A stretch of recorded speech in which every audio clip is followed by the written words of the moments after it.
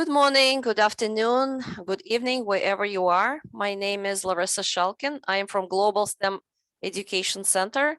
And today we have a very special guest that is going to present a short course for all of you at BPA for the students, teachers, and advisors. We have a special guest, Dr. Charlie Pellerin. I had the privilege to attend to Dr. Pellerin workshop a number of times, and I was so deeply impressed of his teaching that I had a great honor to invite him to present to you, and he graciously accepted our invitation, and he's going to talk to you about life enhancement based on his amazing life experience and the learning that he would like to share with all of you. Dr. Pellerin, over to you. Please take the floor. Thank you, Larissa. I'm degrees in astrophysics, as you know, so we have to have a little bit of a science thing to kick things off. The image behind me is, I think, by far the most popular image Hubble telescope ever made. It's been done in several forms. I believe this is the first one. And we stared at the sky in a place that was completely dark, a region about the size of a tennis ball at 100 meters. And 2 weeks of looking and building that data set. And every dot in this picture is a galaxy. So overnight, the number of galaxies in the universe went up by a factor of 10. The number is 2 trillion. Just think about this, 2 trillion galaxies in the observable universe, each with about 100 billion stars. So I have to do that just for fun. And now on with the show. So I want to take you into thinking about things you probably haven't thought about a whole lot. These are very powerful ideas. The first one is to address unfortunate realities. I use this in daily life. It's incredibly useful. I think it's not something we naturally do. It's not difficult. And I'm always looking for other people to affirm things that I've been teaching for a long time. I came across this recently. This is Ray Dalio. He's the manager of one of the most successful and largest hedge funds in the world, Bridgewater. And he's turned his life to helping other people have better lives, as I do. And life principle number one, embrace reality and deal with it, especially the reality we wish weren't true. The behavior that accompanies this is to be 100% committed to outcomes. And this is really also very straightforward in this regard. It's about managing your attention and bringing your focus to whatever matters. When you combine these two, it gives you enormous personal power. And I'm going to talk to you about the idea of boldness, of speaking your truth and speaking especially your technical truth, because it has genius, power, and magic in it. So Larissa asked me to talk about my background. I don't really like to, but here it is.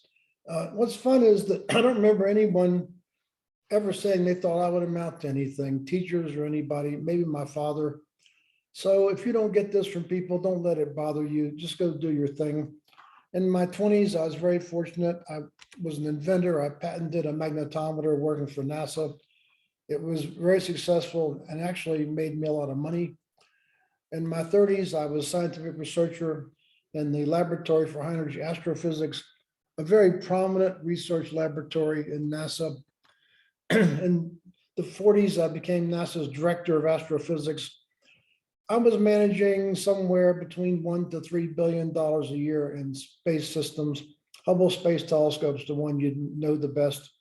In my 50s and 60s, I got an appointment as a professor in University of Colorado Business School and built a company called 4D Systems and wrote this book about it.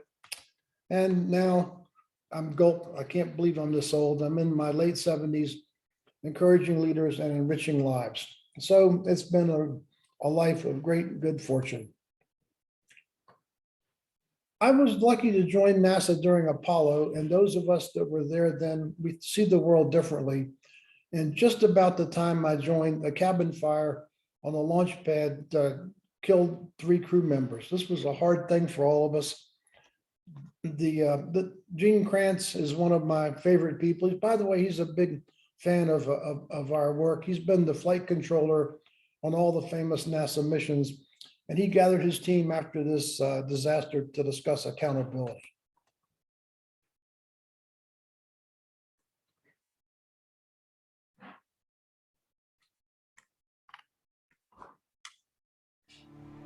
Monday morning after the fire, Gene Kranz speaks to the team. Decades later, he can still recite the words from that day.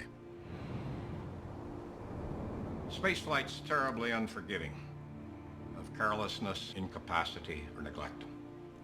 I don't know what the Thompson Committee will find as the cause of this accident, but I know what I find. We were the cause. The simulators weren't ready. Our software and mission control didn't function. Procedures weren't complete. Nothing we did had any shelf life. And no one stood up and said, "Damn it, stop."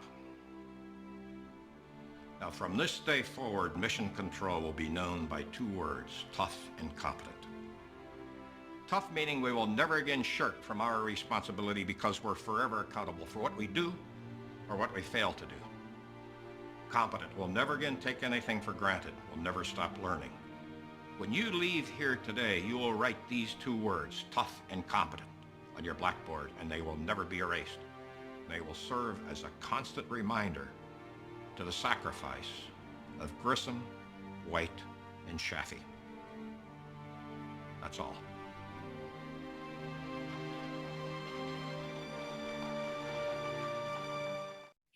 But what he's talking about here is not toughness in a fighting sense. He's talking about toughness of character, which is exactly what we're going to be talking about too.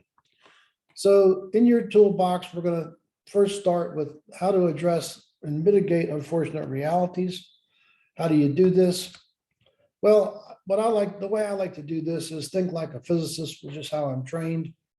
You simply dig down looking for the most basic truths. And all you got to do is keep asking yourself questions. What's more basic? What's more basic? We like to do this so much. Physicists have a name for this. We call them first principles. So we have all kinds of ways to avoid doing this unconsciously, primarily. Confirmation bias is a way that we don't see things that don't conform with our beliefs.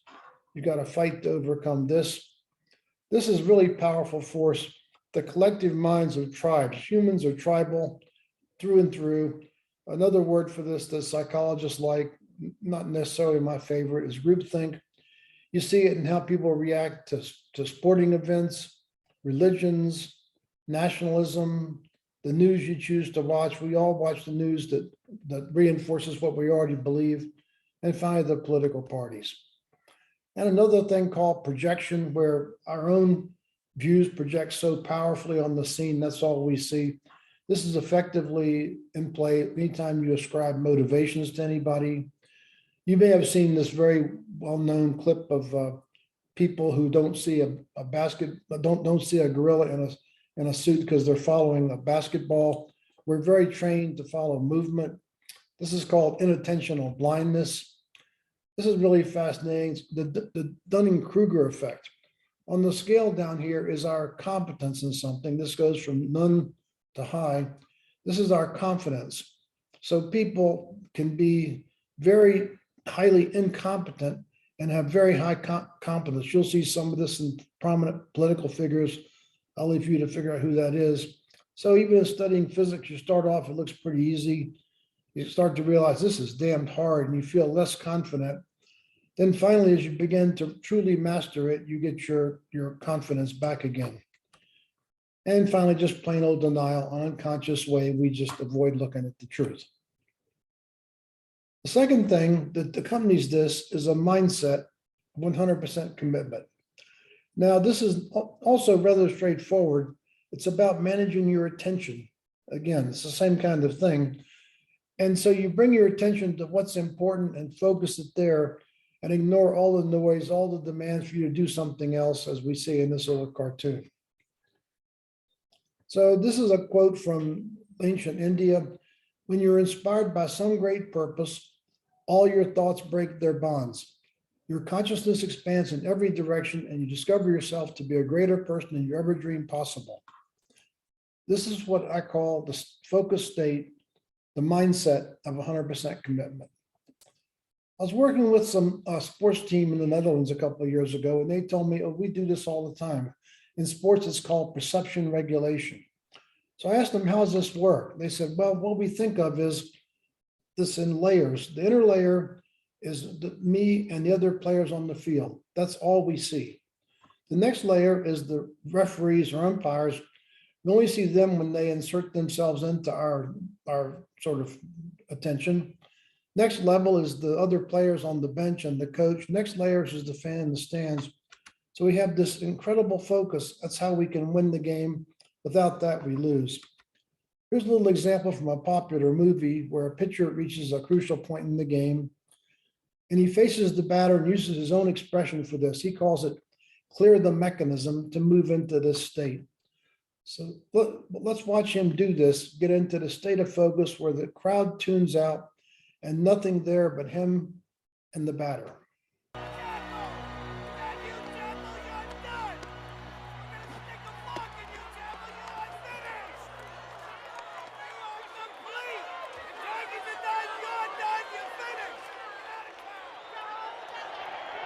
I was telling him Chapo! You suck! You stink on ice! You couldn't pitch a 10!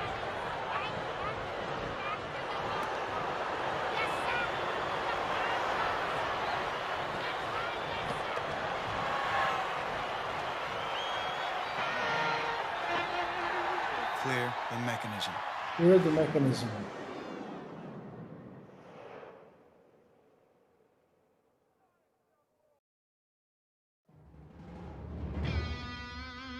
Hello, Mike.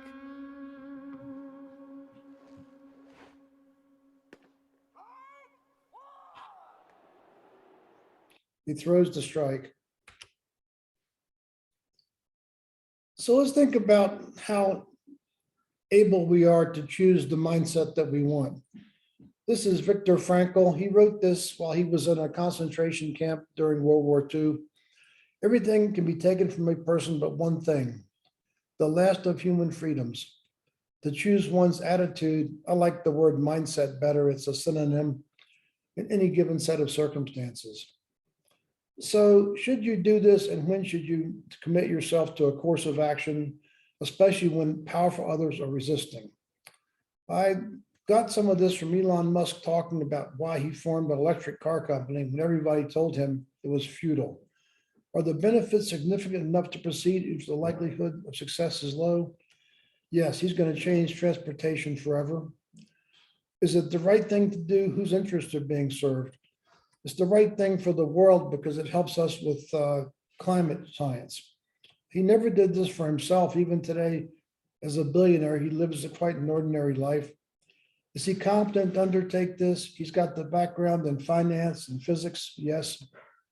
The people who he depends on wanting to succeed. I certainly did, and I've got one of his cars. Can he accept and deal with the fear he might fail? I don't think that's ever bothered him particularly. Or might more likely be punished, say in the stock market. I don't think he cares. So that's how you do it. So we're going to look at a couple examples here. I was very involved with Space Shuttle Challenger in that I had a payload in the cargo bay. I was not in Florida for the launch. I was not part of the launch commit team, although friends of mine were. And so imagine you were an engineer at Thiokol, the company that built the solid rocket motors. And at the launch readiness review, you knew it was unsafe to launch in this very cold weather. So what should you have done? Well, the first thing you do is inventory the unfortunate realities. The first one is there's very little test data. The boosters were not tested at this temperature much because it wasn't expected they're going to experience it. Makes a difficult technical case for you. There's trend data and you look at it and it's very high risk. That's obvious, completely obvious. The social context, we're going to talk a lot about that as we go forward. There's intense pressure to launch from every political place. The White House, the NASA management wanted to launch this thing. Confirmation bias, you're pretty sure is clouding their judgment. They're not thinking clearly. Failure is certainly catastrophic. Loss of life for the crew, major setback for civilian space. And if you object to this, you might get fired. Those are the realities. Should you commit 100%? Well, how important is it? You saved the crew and civil space program.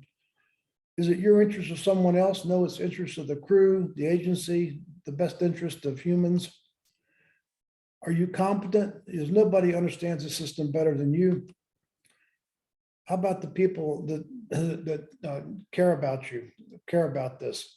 Yeah, the crew and the public would certainly want caution. How about the risk? Well, you have to decide if your integrity is worth more than your job. For me, that's never been particularly difficult. If you did this analysis, you'd stand up and say, stop. Well, he didn't have the benefit of this, so he didn't, and that's what we got. So here's a few other examples to think about. You're a manager at Fukushima Daiichi, that's Japanese for number one. There were many expert recommendations that said the emergency generators got to move up the hill. You ignored them. You're the first officer on a 747 on Tenerife Island. The captain spools up in dense fog to take off after a garbled radio message. You hold your silence. You realize that Apollo 13 astronauts only have 16 hours of energy, not 45. This is a case where John Aarons, the engineer, got up and spoke this, and people heard him and changed their course of action. One of my favorite little quotes, what you do for yourself dies with you. What you do for others is immortal. So people ask me about fear of dying. I say, it's not about your corporal body, it's about contributions. And as long as you're in people's minds and thoughts and words, you're alive. So one of my favorite quotes, anthropologist Margaret Mead, never doubt that a group of thoughtful, committed citizens can change the world. Indeed, it's the only thing that ever has. How do you do this? You must be the change you want to see in the world. That's a brief tour through some really important things. Thank you very much. And let me know if you like this. I'll do some more. Now back to Larissa. All right, thank you very much, Charlie. Every time when I listen to your lectures and workshops, it's just such an amazing experience. And I'm sure everybody who participated in your class today have the same gratitude and the same appreciation of the wisdom that you shared with our students and with our educators. Thank you very much, Charlie. With that, we would like to say thank you, and until the next time, goodbye, Dr. Charlie Fellerin, and goodbye, all students and educators. Have a good day. Thank you for joining this, and have a good day, and hope to see you again. Be safe.